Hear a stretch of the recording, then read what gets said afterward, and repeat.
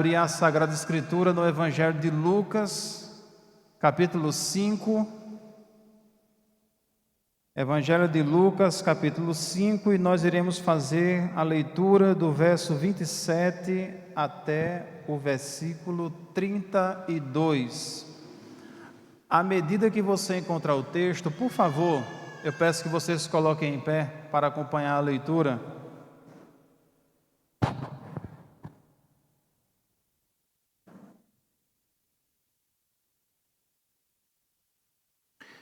Evangelho de Lucas, capítulo 5, do verso 27 até o 32, nos diz assim a palavra do Senhor. Passadas estas coisas, saindo, viu um publicano chamado Levi, assentado na coletoria, e disse-lhe: segue-me. Ele se levantou e, deixando tudo, o seguiu. Então lhe ofereceu Levi um grande banquete em sua casa, e numerosos publicanos e outros estavam com eles à mesa. Os fariseus e seus escribas murmuravam contra os discípulos de Jesus, perguntando: por que comeis e bebeis com os publicanos e pecadores? Respondeu-lhe Jesus: os sãos não precisam de médico, e sim os doentes. Não vim chamar justos, e sim pecadores ao arrependimento. Vamos curvar nossas cabeças, amados, e vamos orar? Nosso amado Pai, muito obrigado pelo privilégio de iniciarmos a semana com o nosso coração sendo alimentado pela Tua Palavra. O Senhor já tem falado ao nosso coração desde amanhã, e agora nesse momento, bendito Deus, após termos colocado em Teu altar nossa gratidão, nossa confiança, nossos louvores e orações, pedimos que o Senhor, apesar desse servo que fala neste momento, que por misericórdia e graça o Senhor fale conosco, que possamos ouvir Tua voz, e como sempre o Senhor tem feito, mais uma vez fala com o Teu povo, e que por meio do Espírito Santo o Senhor promova a boa obra que a Ti aprouver nos nossos corações. Assim nós oramos em nome de Jesus, nosso amado Senhor. Amém. Amém. Amados, nesta noite, a partir do texto lido, eu quero refletir com meus irmãos sobre algumas lições a partir de uma conversão. Sim, lições a partir de uma conversão. O texto que lemos nos conduz a refletir sobre essa bênção. As verdades registradas no texto que acabamos de ler nos dá a oportunidade de anunciar essa bênção e proclamar essa santa verdade, que todo aquele que crê em Jesus e confessá-lo como Senhor de sua vida, passará neste ato por uma transformação, isto é, a bênção da conversão, que se manifesta na vida do homem que crê, mudando a direção de sua vida. Ora, quando pensamos na conversão, lembramos de um ato, de uma decisão que o homem toma, mediante a palavra de Deus, a ação do Espírito, no qual ele se arrepende e crê, e a partir daquele momento ele passa a se desviar do pecado, seguindo em direção à vontade de Deus, lutando a cada dia para que por palavra, quer por ato, possa honrar Jesus. A conversão nos faz trocar de Senhor. Na conversão, nós deixamos de servir a nós mesmos, viver para nós mesmos ou para qualquer outra coisa que tomou o lugar de Deus e passamos a seguir o verdadeiro, o único, o incomparável, o bendito e eterno, verdadeiro e único Deus, Criador dos céus e da terra, Pai de Jesus Cristo, nós, o Senhor, passamos a viver habitados pelo Espírito Santo e sendo conduzidos para uma novidade de vida gloriosa, que é vivida a partir da sua boa, agradável e perfeita vontade. O texto lido, portanto, nos mostra essa bendita verdade a partir da transformação que Jesus realiza na vida de um homem chamado Levi, também conhecido como Mateus. Esse homem teve sua vida transformada. Esse homem abandonou seu antigo caminho e, como o texto nos diz, com alegria passou a seguir a Jesus Cristo. Se é assim, chamo sua atenção para nós analisarmos o conteúdo dessa passagem antes de apresentarmos as lições que ela nos traz. Veja, irmãos, aqui no verso 27, as palavras introdutórias dizem assim: passadas estas coisas. Claramente nesse versículo o evangelista quer que nós recordemos situações, atos realizados por Jesus nos versículos anteriores. E uma coisa que fica clara para nós é que desde o início do capítulo 5, uma coisa fica clara no ministério de Jesus: ele veio para transformar e mudar a vida de todo aquele que nele crê.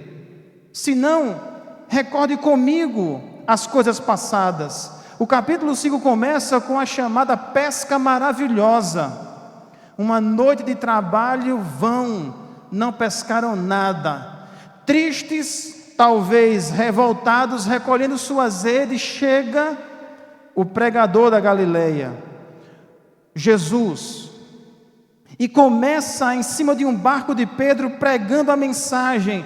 E após aquele discurso, o Senhor Jesus, que provavelmente por suas palavras já havia cativado o coração de Pedro, Tiago e João, ele diz: lancem novamente as redes.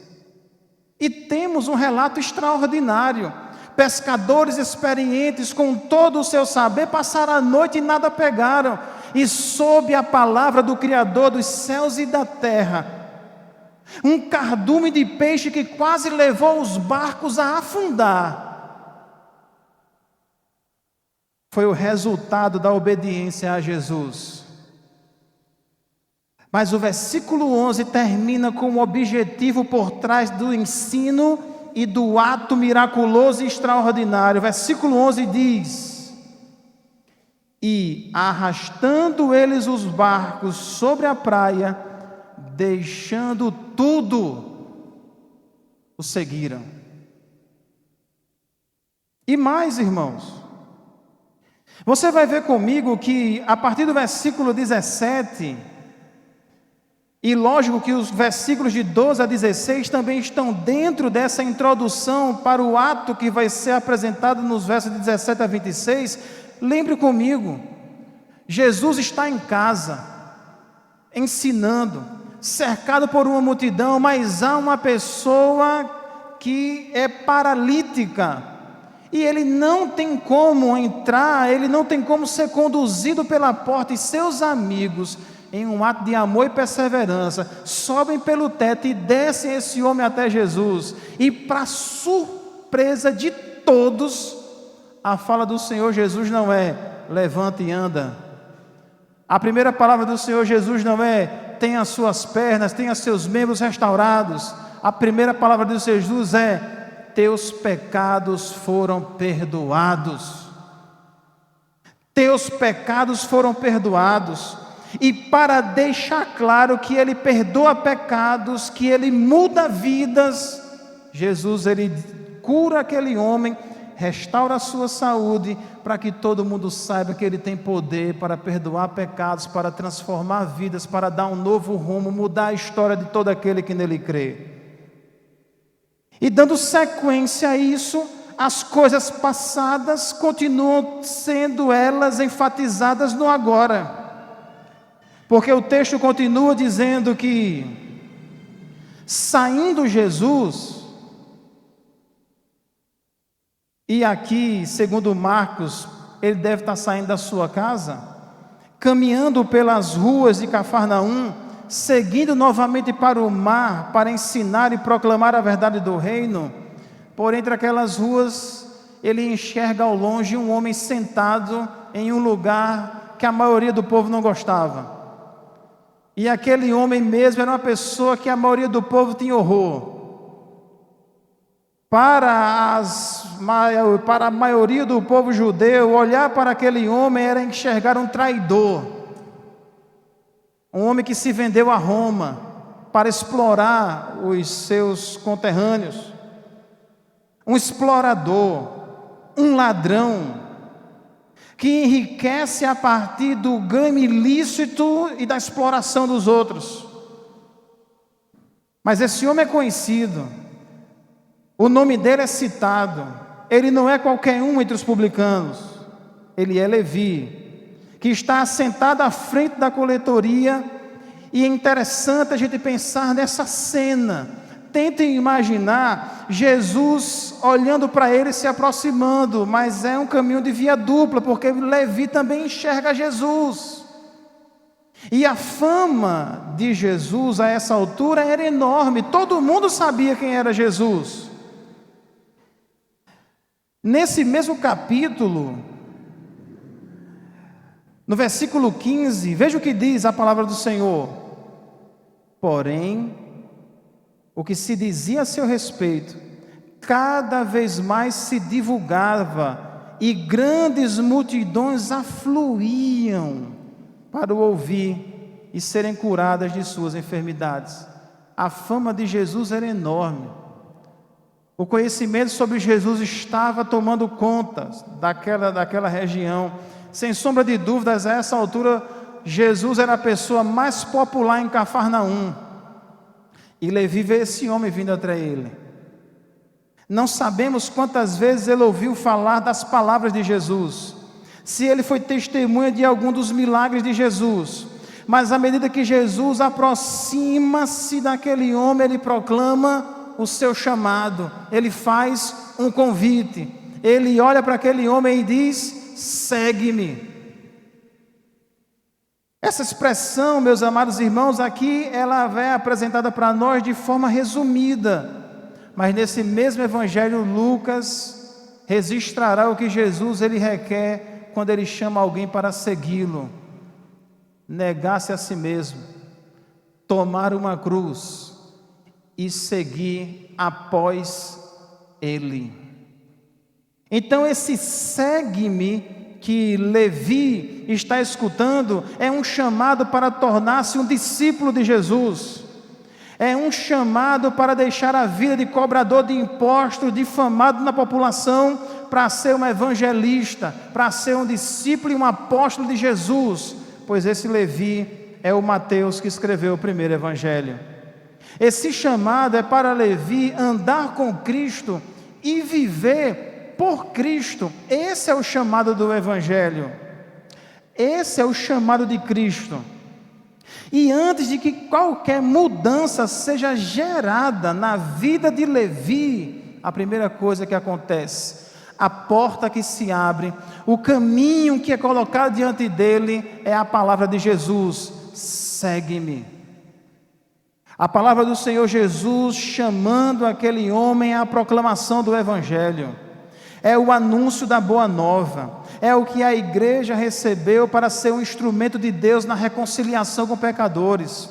Essa é a mensagem que salva, pois nós pregamos a Cristo, a sua palavra, a sua obra. A fé, diz o apóstolo Paulo, vem pelo ouvir, e o ouvir da pregação, e a pregação pela palavra de Cristo. É a palavra de Cristo que é o conteúdo, é o centro, é o ponto mais importante do que a igreja tem a falar para esse mundo. É o assunto mais interessante para cativar o coração da igreja. É a meditação mais excelente para acalentar, confortar, animar e trazer esperança ao coração da igreja. É Jesus, a sua palavra é o centro, é o caminho e é a verdade que nos guia nesse mundo. Portanto, há um chamado glorioso da parte de Jesus para a vida de Mateus. E agora vem o momento. Não é descrito aquela sensação gloriosa quando a fé brota no coração e a gente sente.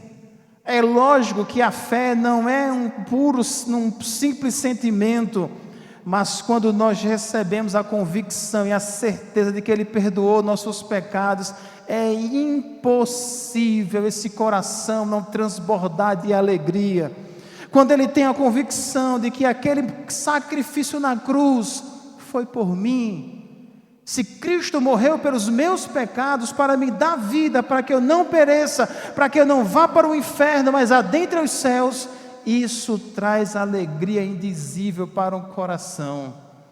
Esse homem está experimentando de uma obra gloriosa. Ele se levanta e deixando tudo, amados, você vai ouvir falar que quando Pedro, Tiago e João, no momento da crucificação, voltaram aos seus antigas atividades, para eles era fácil. Esses nossos apóstolos, eles eram donos do barco, eram sócios no comércio do peixe e da pesca, deixaram os barcos deles atracados e foram seguir Jesus. E quando no momento da crucificação o pastor foi ferido e as ovelhas foram dispersas, eles voltaram para os seus barcos. Mas há um detalhe: a profissão de Mateus não é assim. Virar as costas para a confiança e o cargo que lhe foi dado pelos romanos, abandonar tudo, amados. Ser um publicano não era só contar com a difamação, eram ser pessoas de um alto poder financeiro. Mateus ou Levi provavelmente era um dos discípulos mais ricos que o Senhor Jesus ele tinha. Não é à toa que na sequência ele dá um grande banquete. E quando se lê na Bíblia grande banquete, as nossas grandes refeições são brincadeira de criança. Um grande banquete. Esse homem era rico, o mais rico dentro dos discípulos provavelmente, mas ele está deixando tudo, amados, ele está abandonando sua vida de luxo para seguir o Jesus que diz que a raposa tem o seu covil, mas ele não tem onde reclinar a cabeça. Ele está deixando sua fonte de lucro para seguir a Jesus, e ele está fazendo isso de uma forma definitiva.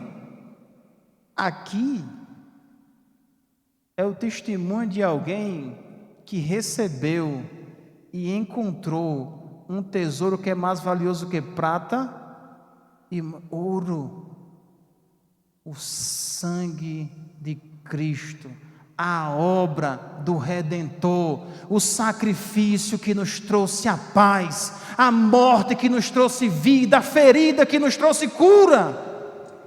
É isso que ele está experimentando aqui, meus irmãos. Ele está comparando o tesouro da terra com o tesouro dos céus. E esse homem está tomando a decisão de levantar-se, provavelmente até de um cargo de chefia no meio dos publicanos, deixando tudo e seguindo Jesus. Daqui para frente, Levi não vai mais viver guiado pelo dinheiro, mas sim por Cristo. Não será mais o recurso que determinará a sua ação, mas Cristo Jesus. A partir daqui, ele estabelece um novo Senhor sobre a sua vida. Ele estabelece um novo rumo para o seu comportamento, novos objetivos para a sua vida. Agora ele está em Cristo. Agora, como diz o apóstolo Paulo, depois desse momento, o seu viver é Cristo. A partir daqui, aquele que morreu e ressuscitou para ser Senhor, é o Senhor dele, é o Senhor nosso. Pois ele deixou tudo. A história de Levi foi mudada. Esse homem que era veículo talvez das péssimas notícias que muita gente recebia, agora ele é um instrumento da graça de Deus no mundo. Esse homem teve sua vida mudada, porque o seu presente agora está ligado à eternidade, à vida eterna que Cristo acabou de lhe dar pela sua palavra, e ele recebeu mediante a fé e o arrependimento, deixando tudo e seguindo o Salvador. E sim, grande alegria toma o seu coração, porque veja o verso 29, então lhe ofereceu Levi um grande banquete em sua casa. Esse homem ficou muito feliz, ele está alegre, ele está jubilando, e ele agora quer honrar Jesus. Ele está honrando o Senhor, o seu novo e bendito Senhor. Ora, irmãos, veja que coisa interessante. Ele não está contando lamúrias por aquilo que perdeu, ele está celebrando aquilo que ele ganhou. Esse homem não está olhando para trás e ficando a lamentar, ele está olhando para frente com o coração cheio de alegria, com o coração cheio de júbilo, porque a vida que Jesus dá é incomparavelmente melhor. Porque todos aqueles que seguem os outros ídolos desse mundo podem ter certeza, em um dado momento ele requererá de nós que usemos da mentira, da traição, do engano, da indiferença, mas em Jesus nós aprendemos uma gloriosa regra de vida, nós recebemos um ânimo que as tribulações não tiram, recebemos uma esperança que o horror desse mundo não toma, temos uma certeza que nenhuma lógica humana derruba, temos uma convicção inabalável de que há um amor que nos segura, há um amor que nos sustenta, há um amor que nos preserva. E pode vir o passado, o presente, pode vir as circunstâncias e todos os males, mesmo que todo o inferno se levante, nós temos um Cristo, que nele nós temos uma segurança eterna e bendita. É por isso que esse homem agora, ele não tem vergonha. Ora, irmãos, ele não tem a mínima vergonha. Esse grande banquete é dado para honrar Jesus, mas também é para aproximar Jesus dos seus antigos colegas. Esse homem aqui não se envergonha da gloriosa obra que Jesus fez na sua vida, ele fala disso com alegria. É como se Mateus ou Levi aqui reunissem esses homens para dizer: eu estava morto, mas agora eu estou vivo, eu estava nas trevas, agora eu vim para a luz. Numerosos publicanos estavam sentados naquela mesa, e Jesus estava ali. Agora, meus irmãos, com o coração convertido e cheio da graça de Deus, esse homem não só honra Jesus diante dos seus antigos colegas, mas ele aproxima Jesus daqueles que ele conhece e sabe que precisam passar pela mesma transformação. Ele agora se torna alguém que leva Jesus para próximo dos seus. Eles estão numa mesa e nesse banquete há conversas, nesse momento há a palavra de Cristo sendo anunciada, nesse momento eles têm a oportunidade, assim como Mateus, de ver Jesus perto, ouvir as palavras de Cristo e serem também chamados, e se crerem e se arrependerem também receberem a mesma bênção. Ora, uma coisa importante que o texto nos mostra é que um coração convertido, ele não é egoísta. Alguém que passa por essa transformação, irmãos, e verdadeiramente experimentou o poder de Deus para salvar, e que salva, que perdoa, que liberta, que purifica. Quem experimentou de fato aquele sangue que pode alvejar pecados, aquele que de fato experimentou o Cristo Jesus como valente, quebrando as cadeias, tirando a gente da prisão do inferno, meus irmãos, de quem teremos vergonha de anunciar esse evangelho? Ricos? Pobres? Pessoas cheias de suas dúvidas ou de suas certezas? Ninguém resistirá ao poder de transformador quando ressoar no seu coração a doce voz de Jesus: segue-me. A igreja que prega Jesus prega com uma confiança: todos precisam e todos podem ser transformados. Todos os que creem serão transformados por Cristo para a glória do seu nome. Portanto, ele faz isso com confiança. Mas, ao lado desse ato de louvor e de pregação e de aproximação de Jesus dos que também necessitam, aos fariseus e escribas. Não vou demorar muito falando dessas pessoas, mas vale salientar um ponto. Esses homens estão olhando para a expressão de alegria de Mateus, para a confiança que ele tem de apresentar e levar Jesus para perto dos seus, como um ato reprovável. Eles estão chegando para os discípulos de Jesus e dizem assim: oxe, por que vocês estão comendo com pecadores? Por que é que vocês estão perto de pecadores? Porque na cabeça deles, e isso de fato fazia parte do costume, quando você sentava à mesa, você demonstrava uma certa familiaridade. Mas só que esses homens, por não entenderem quem era Jesus e a missão que ele veio realizar, ao invés de criar pontes para levar a vida, eles criavam barreiras para afastar a vida, para afastar Jesus, para descredenciá-lo e desacreditar sua pregação. Esses homens queriam, se fosse assim, o fato que os discípulos se tornassem egoístas. O que os fariseus estão ensinando aqui é que para os discípulos de Jesus, eles deveriam se afastar de determinadas pessoas. Eles teriam que viver de uma forma elitista. Para fulano eu prego, em determinado bairro eu anuncio, para determinada classe social eu falo, mas o padrão do evangelho é a toda criatura, a todos, em qualquer lugar. São a esses que anunciamos a verdade. Mas o fariseu não, ele gosta de medir a pessoa pelo que ela tem, pelo que ela faz, pela sua aparência. Mas só que a missão de Jesus é diferente.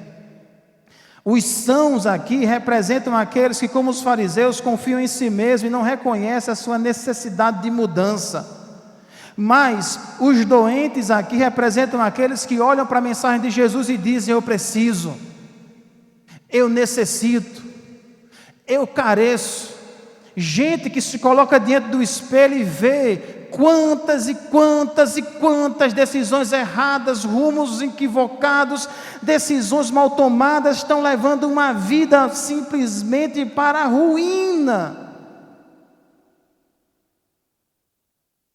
Gente assim, diante de Jesus, diz: Senhor, eu creio, eu me arrependo e eu quero seguir o teu caminho, a tua verdade e receber a tua vida. É quando se perde as esperanças em si mesmo e coloca-se toda esperança em Jesus. Esses doentes encontram-se com um santo e poderoso médico que vem para chamar pecadores ao arrependimento. Sim, abandonar pecados, sim, mudar posturas, sim, seguir Jesus e torná-lo e consagrar o Senhor de sua vida. Esse é o chamado do Evangelho. Portanto, Jesus, Ele vem para fazer na vida de todo aquele que crê o que Ele fez na vida de Mateus. É por isso que aqui, irmãos, nós podemos tirar algumas lições para a nossa vida, além de tudo que nós já ouvimos. Porque veja, de uma forma geral, isso nos leva a ter uma compreensão correta sobre o ministério de Jesus. E veja, não é apenas uma compreensão correta do que falamos sobre Jesus, mas da vida que nós vivemos com Ele. No ministério do Senhor Jesus, a glória do Pai e a conversão de pecadores são uma prioridade. São uma prioridade. Então a gente não pode viver esse evangelho de forma egoísta. Nós temos que assumir o nosso papel como aqueles que receberam a dádiva do ministério da reconciliação, cooperando e assumindo seu papel enquanto igreja de Cristo. Do púlpito o pastor prega, mas você tem a sua casa, seu trabalho, seus locais de convivência, não para assumir um púlpito, mas para dar um testemunho, uma palavra sábia, um comportamento santo, uma postura justa que aponta para Jesus e leva Jesus aonde você estiver. Todos nós temos que estar comprometidos com aquilo que havia de prioritário no ministério de Cristo, mudanças de vidas.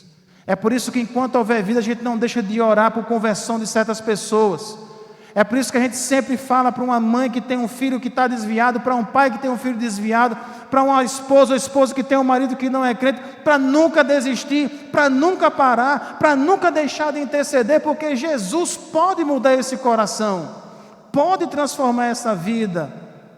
A conversão não é como que a igreja proclamando palavras mágicas, ela está anunciando uma obra de Deus no coração, que leva o homem a tomar uma decisão. Por isso a gente não desiste, por isso a gente ora, sabendo que Jesus se manifestou para realizar essa mudança da qual nós já participamos. Segunda coisa, se essa é a nossa compreensão sobre o ministério de Cristo, isso significa que nós temos que ter um compromisso e uma confiança inabalável na palavra de Cristo.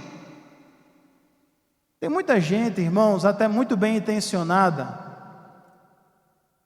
que gosta, em alguns casos são bem intencionados, e sempre querem tornar as coisas simples e acabam tornando um pouco simplórias.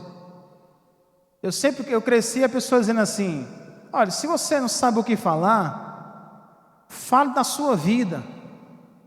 Fale da sua vida.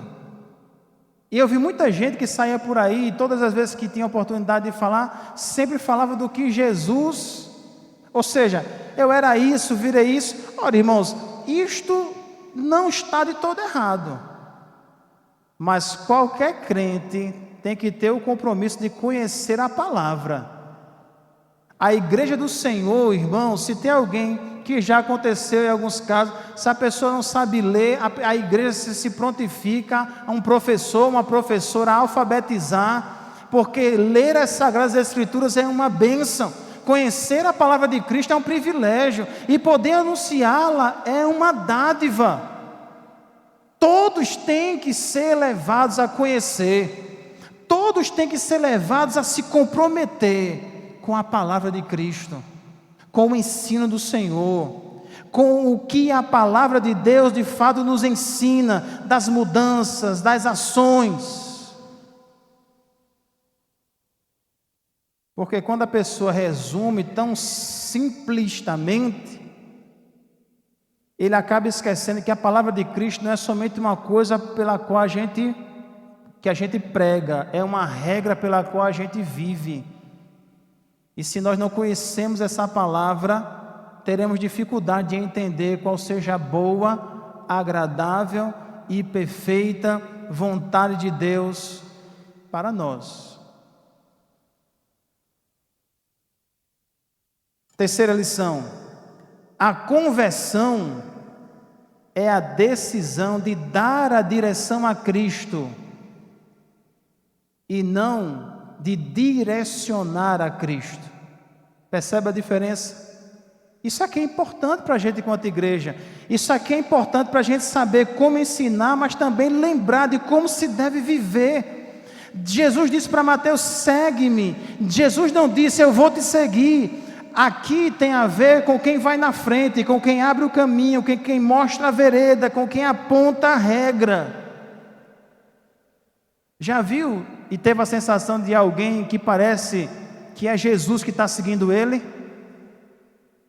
Ele vai na frente e Jesus tem que fazer o que ele quer, as coisas têm que acontecer do jeito que ela gosta, tudo tem que acompanhar o seu padrão. Quando está assim, aí vem o arrependimento, para que a gente saia da frente e volte para trás. A gente segue após, não segue na frente. Ele é quem lidera e nós seguimos. Somos guiados por Ele, nós não guiamos. Não somos seus conselheiros, não somos os que dão-lhe diretriz. Somos o que ouvimos a doce voz do pastor e como ovelhas obedientes a seguimos. Quarta lição: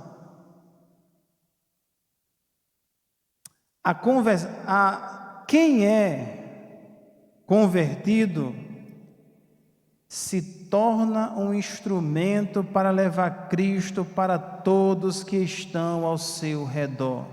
Eu quero enfatizar esse ponto, porque em Colossenses capítulo 3, verso 17, Jesus diz para a sua igreja: quer por palavra, quer por ação, devemos honrá-lo em tudo. Portanto, Jesus é manifestado em nós pelo nosso vocabulário, pelas nossas obras e nossas ações. Querido irmão, eu quero que você pare e pense nesse momento qual tem sido a regra e a moral que tem conduzido você no seu ambiente de trabalho.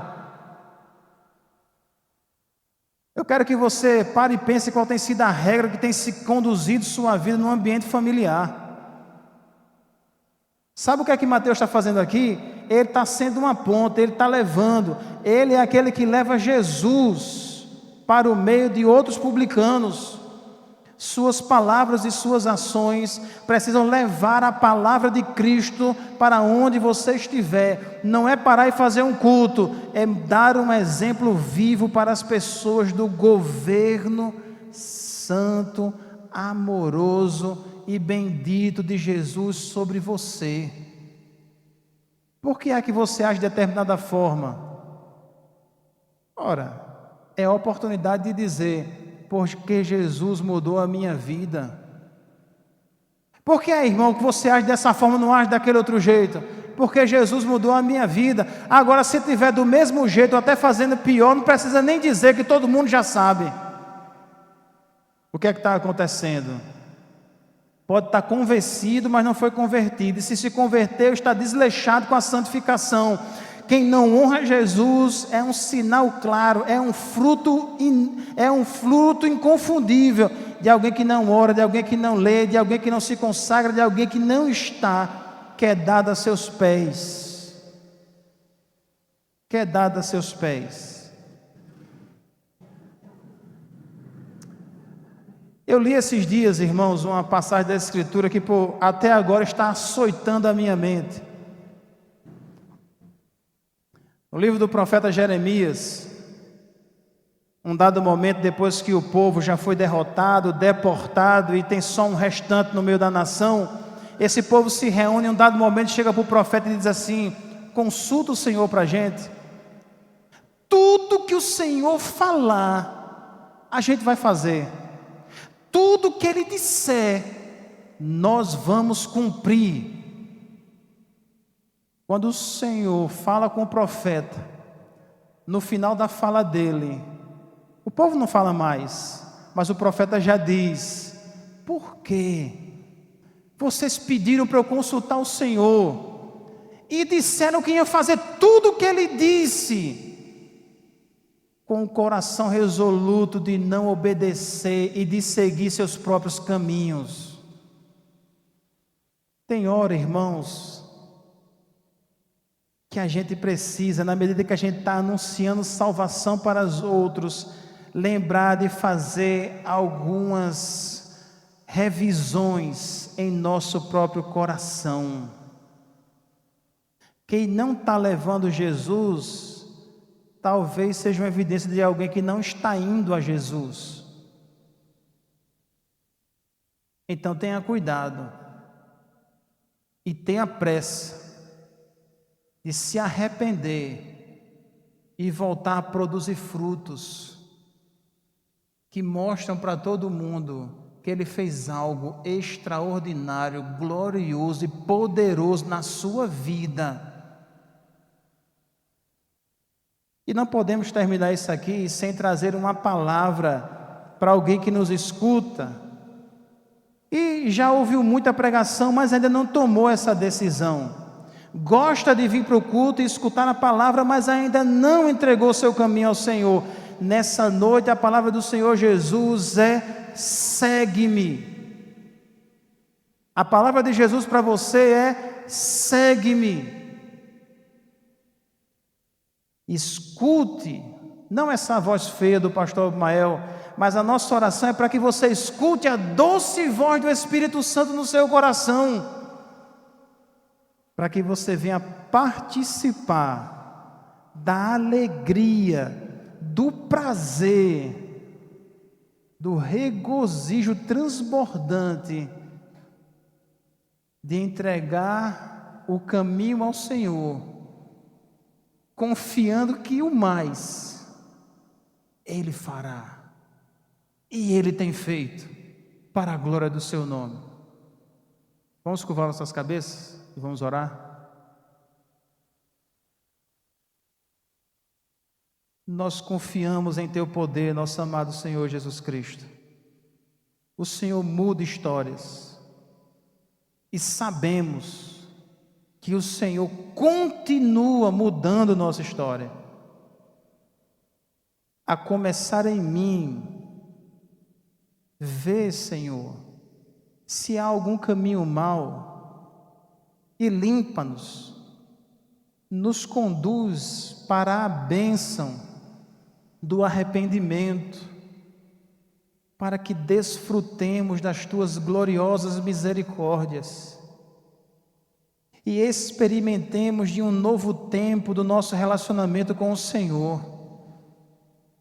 Meu Deus, que o Senhor use de misericórdia para com essa igreja e que mais e mais o Senhor resplandeça o Teu rosto sobre nós, para reacender no coração de todos, ó Deus, a chama por levar Jesus, pregar Jesus, mas também ardentemente o desejo de estar na Tua presença, Senhor, para reforçar, fortalecer o nosso coração na Tua bendita presença.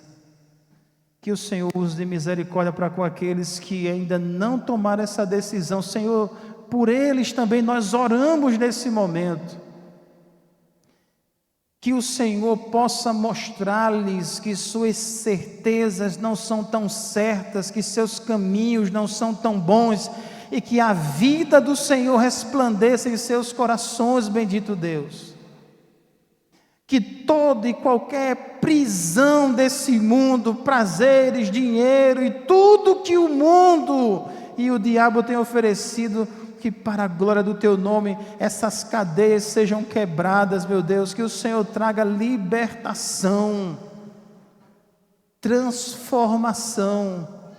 Senhor, nesse momento nós também intercedemos, juntamente com cada pai, mãe, cônjuge que está lembrando do ente querido que ainda não tem o Senhor como Salvador, ou que está afastado dos Teus caminhos.